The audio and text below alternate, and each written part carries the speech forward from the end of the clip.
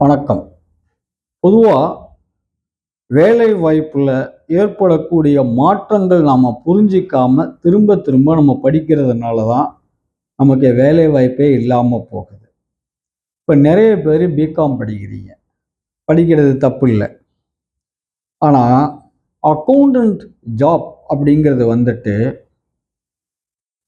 உலகத்தில் இருக்க எல்லா நாடுகளுக்கும் மோஸ்ட்லி 80% அக்கவுண்டன்ட் ஜாப் வந்துட்டு இந்தியாவில் இருக்க ஆடிட்டர்ஸு அவுட் சோர்சிங் முறையில் இந்தியாவில் இருந்துட்டு பண்ணி தந்துட்டு இருக்காங்க. பேமெண்ட் டிரான்சாக்ஷன் முதற்கொண்டு இந்தியாவில் இருந்து பண்ணுறாங்க.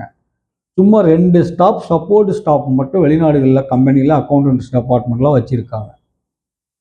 ஸோ ஒரு நடவடிக்கை ஒரு ஆக்டிவிட்டி கம்ப்ளீட்லி அவுட் சோர்ஸுக்கும் மாற்றிட்டாங்க.